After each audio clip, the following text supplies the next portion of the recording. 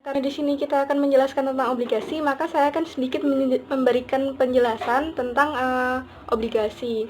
Obligasi itu biasanya mendapatkan bunga tetap yang biasa disebut dengan kupon. Nah, karena bunga tetap ini, obligasi juga biasa termasuk dalam investasi pendapatan tetap.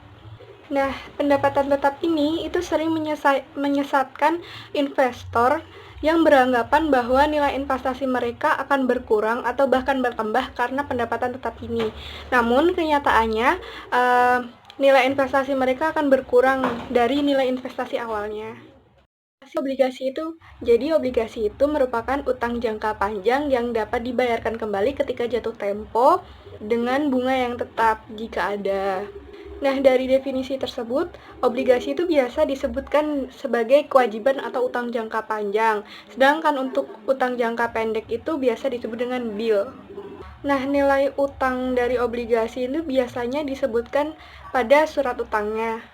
Karena obligasi memiliki jatuh tempo, maka obligasi itu mempunyai lama waktu untuk pelunasan utangnya yang jelas-jelas sudah ditentukan. Nah, sedangkan bunga dari obligasi ini benar-benar bunga tetap dan sudah ditentukan juga. Nah, karena obligasi itu membayar bunga dengan jumlah yang tetap, maka obligasi itu juga biasa disebut sebagai sekuritas dengan pendapatan tetap. Tapi ada juga obligasi yang tidak membayar bunga.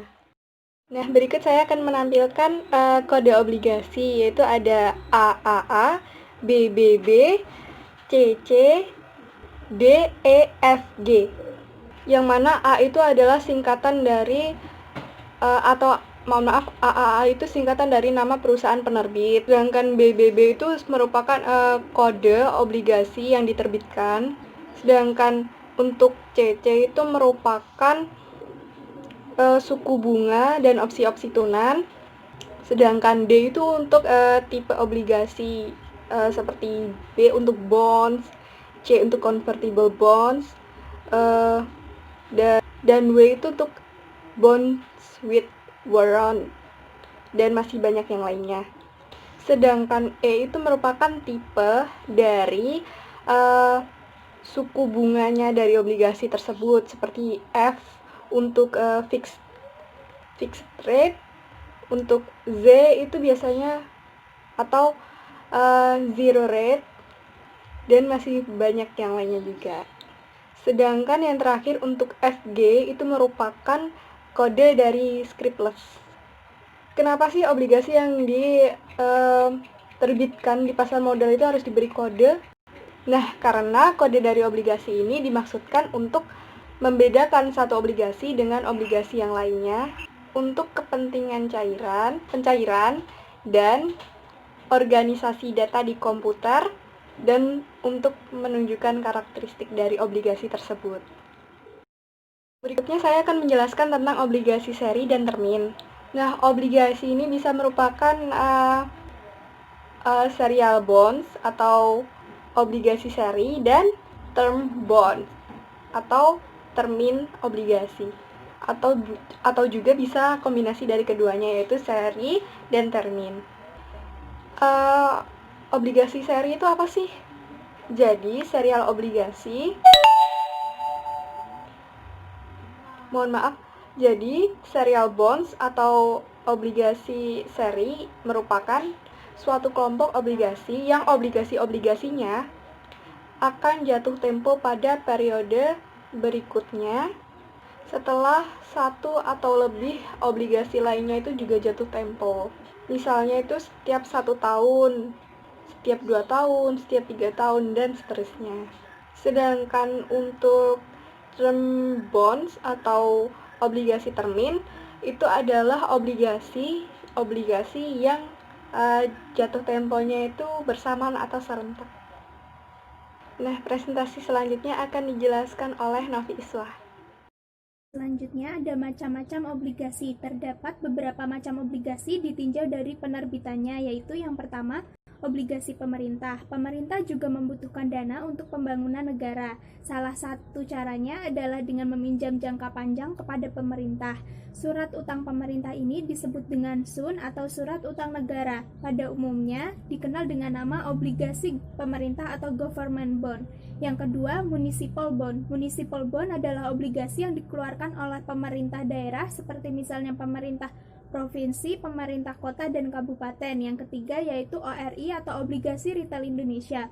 Obligasi negara retail atau obligasi retail Indonesia atau ORI adalah obligasi yang diterbitkan negara dan dijual kepada perseorangan khusus warga negara Indonesia melalui agen penjual yaitu bank dan lembaga keuangan yang ditunjuk. Yang keempat yaitu obligasi perusahaan. Obligasi perusahaan atau corporate bond adalah surat utang jangka panjang yang dikeluarkan oleh perusahaan swasta dengan nilai utang yang akan dibayarkan kembali pada saat jatuh tempo dengan pembayaran kupon atau tanpa kupon yang sudah ditentukan kontrak utangnya. Yang selanjutnya yaitu pasar obligasi. Obligasi diperdagangkan di pasar modal, khususnya di pasar obligasi. Di Indonesia, obligasi diperdagangkan di Bursa Efek Surabaya, BES, dan Bursa Efek Jakarta, BEJ. Namun pada tanggal 30 November tahun 2007, Bursa Efek Surabaya BES dan Bursa Efek Jakarta BEJ digabung menjadi Bursa Efek Indonesia atau BEI. Yang selanjutnya akan dijelaskan oleh rekan saya. Obligasi. Nilai obligasi itu terdiri dari nilai maturity obligasi. Nilai maturity atau maturity value atau disebut juga dengan nilai jatuh tempo adalah nilai yang dijanjikan akan dibayar pada saat obligasi jatuh tempo. Selanjutnya ada nilai pasar obligasi, yaitu nilai pasar obligasi atau market value adalah nilai jual obligasi yang terdaftar di pasar modal pada saat tertentu.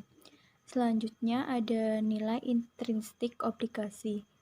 Nilai intrinsik atau intrinsic value atau nilai fundamental atau fundamental value atau nilai sesungguhnya dari suatu obligasi adalah perkiraan nilai sebenarnya dari suatu obligasi. Untuk rumus nilai intrinsik obligasi yaitu NO sama dengan K1 per 1 plus I pangkat 1 ditambah dengan K2 per 1 plus I pangkat 2 plus KN per 1 plus I pangkat N plus NJTN per 1 plus I pangkat N. Untuk notasinya NO yaitu nilai intrinsik dari obligasi, I adalah suku bunga diskonto atau discount rate yang digunakan. Selanjutnya KT adalah nilai kupon ke T dari T sama dengan 1 sampai dengan N, yaitu tingkat suku bunga kupon dikalikan dengan nilai par obligasi. NJTN adalah nilai jatuh tempo obligasi. Lanjutannya untuk nilai kupon yang konstan, yaitu K1 sama dengan K2 sama dengan titik-titik sama dengan KN sama dengan K. Maka rumus di atas dapat dituliskan sebagai berikut. NO sama dengan X bar NT sama dengan 1 K per 1 plus I T ditambah dengan NJTN per 1 plus I pangkat N. Notasinya yaitu untuk NO nilai intrinsik dari obligasi. I adalah suku bunga diskonto atau discount rate yang digunakan. Kemudian ada KT adalah nilai kupon ke T dari T sama dengan 1 sampai dengan N yaitu tingkat suku bunga kupon dikali dengan nilai pasar obligasi. Kemudian NJTN adalah nilai jatuh tempo obligasi. Untuk coupon bond atau obligasi kupon bond adalah obligasi yang membayar kupon. Kupon adalah bunga yang dibayarkan oleh obligasi untuk setiap periode tertentu, umumnya setiap setengah tahun atau tahunan. Kemudian ada pure discount bond atau obligasi dengan diskon murni. Merupakan obligasi yang tidak membayar kupon sehingga obligasi dijual dengan harga diskon. Rumusnya yaitu NO sama dengan NJTN per 1 plus I pangkat N. Notasinya yaitu NO nilai intrinsik dari obligasi, I adalah suku bunga diskonto atau discount rate yang digunakan, NJTN adalah nilai jatuh tempo obligasi. Lalu selanjutnya ada likuiditas obligasi.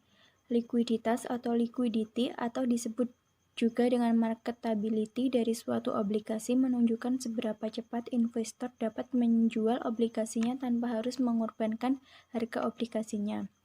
Salah satu pengukuran dari likuiditas obligasi adalah rentang permintaan penawaran bid-ask spread yang menunjukkan perbedaan antara nilai permintaan tertinggi investor mau menjual dan penawaran terendah dealer mau membeli. Yunia Dwi Astuti, NPM 1701020098 ingin melanjutkan presentasi mengenai hasil obligasi. Beberapa pengukuran digunakan untuk mengukur yield dari suatu obligasi. Beberapa di antaranya adalah current yield, yield to maturity, dan yield to call.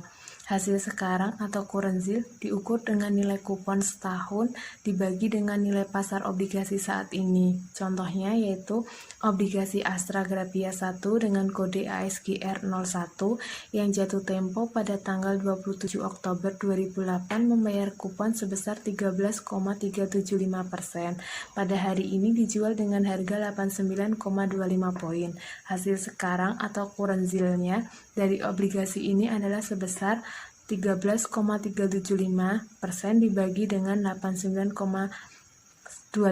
Hasilnya adalah 14,986%. Selanjutnya, kedua adalah hasil sampai maturity atau yield to maturity adalah tingkat return dari obligasi yang dibeli dengan harga pasar sekarang dan disimpan sampai jatuh tempo. Nah, JTM sendiri dapat dirumuskan seperti berikut. Kemudian JTM sendiri adalah yield to maturity, kemudian NO sama dengan nilai pasar sekarang obligasi, dan KT kecil sama dengan nilai kupon ke T dengan T sama dengan 1 sampai dengan N. Kemudian NJTN kecil yaitu nilai jatuh tempo obligasi. Untuk contohnya yaitu seorang investor membeli obligasi 5 tahun pada tahun 2001 dengan nilai pasar 990 poin atau 990.000 per lembar. Obligasi ini membayar bunga variabel atau floating rate yaitu sebesar 4% atau 40.000 pada tahun 2002 dan 4,5% atau 45.000 pada tahun 2003. 5% atau 50.000 pada tahun 2004 dan 5,5% atau 55.000 pada tahun 2005. Obligasi ini jatuh tempo pada tahun 2005. Maka nilai dari YTM dapat dihitung seperti berikut. Yang selanjutnya, jika dihitung dengan trial and error diperoleh YTM sebesar 5% dengan menggunakan Excel, maka dapat dilakukan dengan fungsi IRR.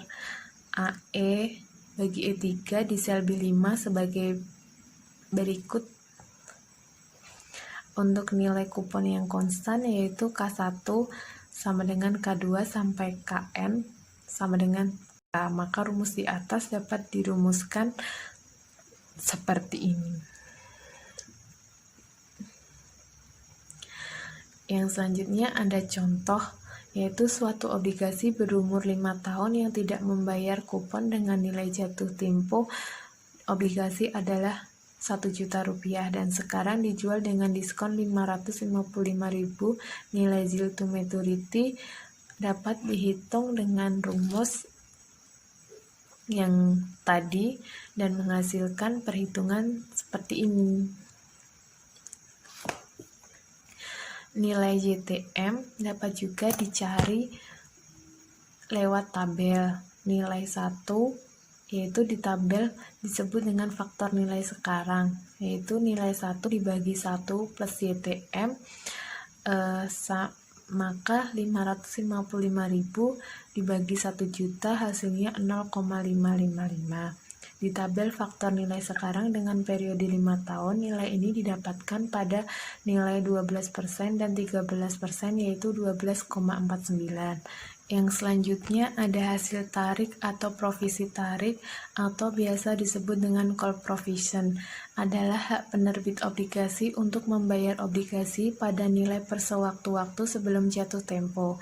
Keuntungan yang didapatkan oleh penerbit obligasi dengan adanya hak ini yaitu hutang perusahaan dapat dikurangi sewaktu-waktu jika aliran kas perusahaan tersisa.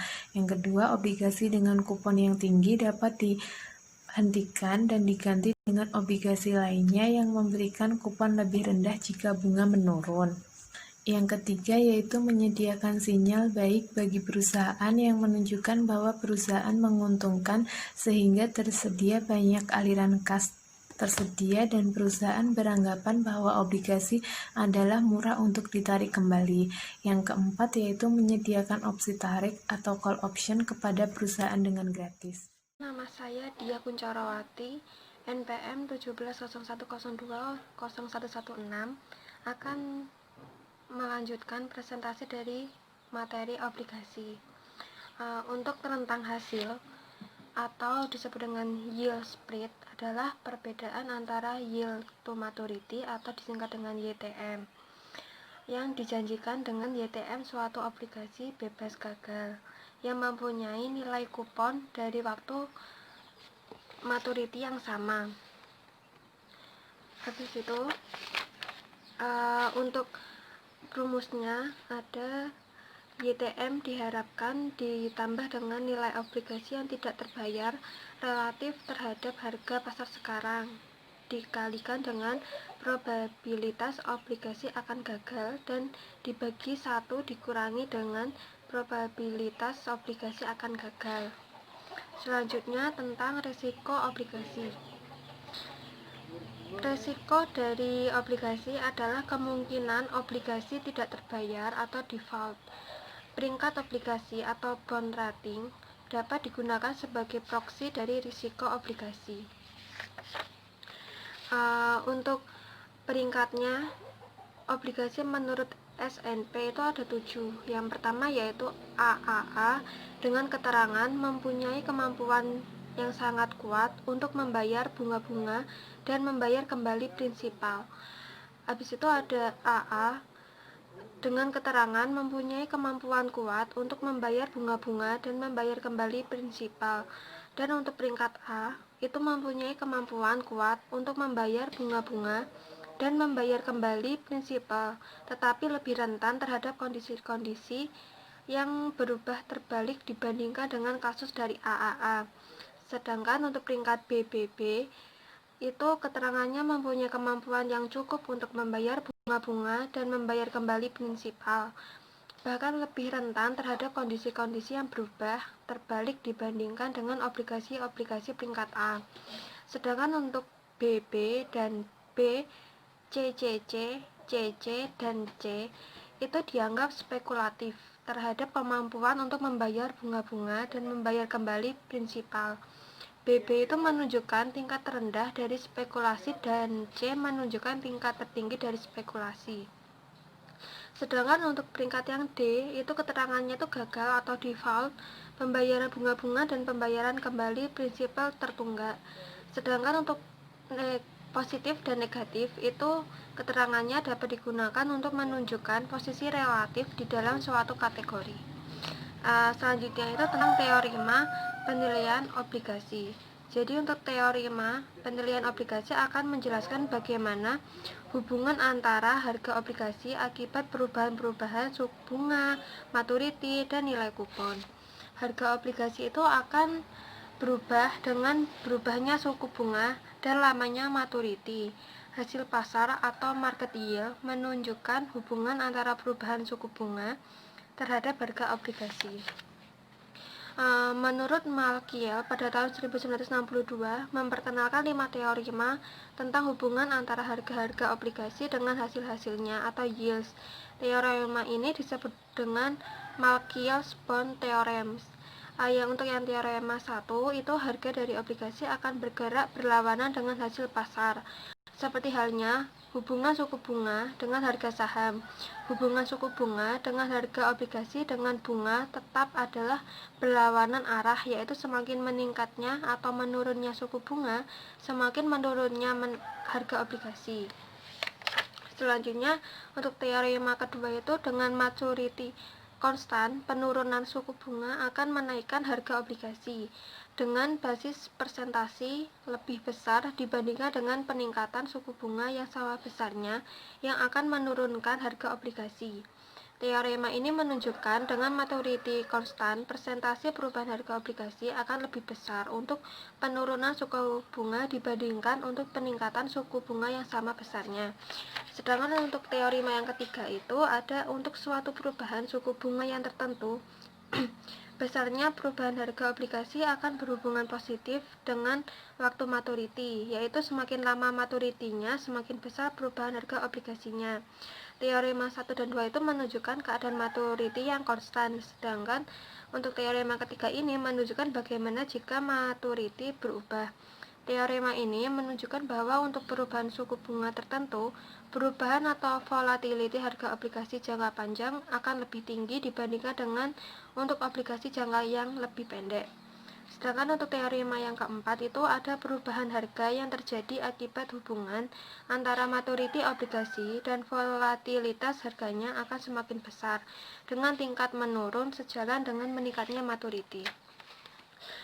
Untuk yang terakhir itu ada teorema yang kelima, yaitu persentase perubahan harga obligasi akibat dari perubahan suku bunga akan lebih kecil jika tingkat kupon lebih tinggi.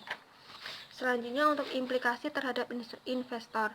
Jika diringkaskan, hasil dari teorema-teorema ini adalah sebagai berikut. Yang pertama itu kaitannya dengan suku bunga, yang kedua itu ada kaitannya dengan maturity, dan yang ketiga itu ada kaitannya dengan tingkat kupon, di mana besarnya persentase perubahan harga obligasi akibat dari perubahan suku bunga berhubungan terbalik dengan tingkat kupon. Teorema-teorema ini menyediakan informasi yang berguna bagi investor, sehingga mempunyai implikasi yang cukup penting terhadap investor. Aplikasinya adalah sebagai berikut. Yang pertama itu, jika suku bunga dapat diprediksi dan diekspektasi, maka investor seharusnya membeli obligasi atau tidak dibandingkan dengan aktiva lain. Jika suku bunga diekspektasi akan turun, sebaliknya investor seharusnya menjual obligasinya jika suku bunga tidak diekspektasikan akan naik. Yang kedua itu untuk dapat memperoleh hasil maksimum pengaruh turunnya suku bunga terhadap harga obligasi, maka investor seharusnya membeli obligasi yang mempunyai maturity yang sama dan tingkat kupon yang rendah. Yang ketiga itu ada jika investor harus membeli obligasi padahal suku bunga diekspektasikan akan naik, sebaiknya investor membeli obligasi yang mempunyai maturity yang pendek dan tingkat kupon yang tinggi. Terima kasih. Saya Putri Damayanti dengan NPM 19 01020057. Di sini saya akan melanjutkan presentasi mengenai durasi obligasi. Durasi di sini didefinisikan sebagai pengukur dari umur hidup ekonomis dari suatu obligasi dengan mempertimbangkan suatu bentuk dan besarnya aliran kas keseluruhan dari obligasi sampai dengan jatuh temponya. Dengan kata lain, di sini durasi dapat diartikan sebagai discounted payback dari investasi itu di suatu obligasi, yaitu rata-rata tahun investor obligasi dapat memperoleh kembali investasinya dari nilai-nilai kupon dan prinsipal yang diperoleh dari obligasi. Konsep-konsep dari durasi pertama kali diperkenalkan oleh Macaulay pada tahun 1938. Rumus untuk menghitung durasi menurut Macaulay adalah sebagai berikut. Kemudian, dengan notasi D di sini adalah durasi Macaulay, kemudian T periode waktu dari aliran kas, kemudian N adalah lama maturity, kemudian PVAKT di sini adalah nilai sekarang dari aliran kas yang didiskontokan dengan YTM. Kemudian ada HPO. HPO di sini adalah harga pasar obligasi. Kemudian yang berikutnya ada sensitivitas harga obligasi dari perubahan suku bunga. Nilai obligasi setiap saat dapat dihitung dengan mengestimasikan perubahan harga obligasi dari harga sebelumnya. Dengan mengetahui perubahan harga obligasi, maka nilai obligasi sekarang dapat dihitung. Persentase perubahan harga obligasi dapat dihitung dengan rumus seperti ini.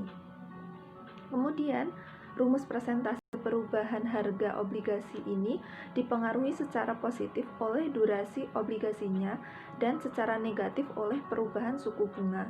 Hubungan negatif antara perubahan harga obligasi dengan perubahan suku bunga ditunjukkan oleh tanda negatif di rumus.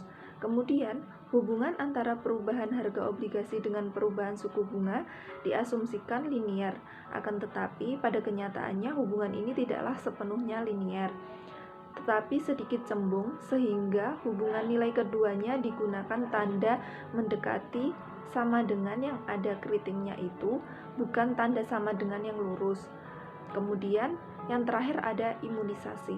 Imunisasi adalah strategi investasi di obligasi yang menyamakan durasi dari obligasi atau portofolio obligasi dengan rentang waktu lamanya investasi untuk menghilangkan risiko perubahan suku bunga. Karena tidak mudah mencari suatu obligasi yang lama durasinya dapat persis sama dengan lama periode investasinya, maka imunisasi biasanya dilakukan dengan membentuk suatu portofolio obligasi yang durasinya sama dengan periode investasi. Durasi portofolio dapat dihitung dengan rumus sebagai berikut. Dengan notasi, durasi P adalah durasi portofolio obligasi, durasi 1 adalah durasi obligasi pertama, durasi 2 adalah durasi obligasi kedua, kemudian W1 adalah proporsi obligasi ke-1 di portofolio, kemudian ada W2 yaitu proporsi obligasi kedua di portofolio dengan W1 plus W2 sama dengan 1. Sekian presentasi dari kelompok 5 mengenai materi obligasi. Kurang lebihnya kami satu kelompok mohon maaf. Billahi taufiq wal hidayah. Wassalamualaikum warahmatullahi wabarakatuh. We hope to provide a lot of knowledge during this quarantine, so see you guys on the next video.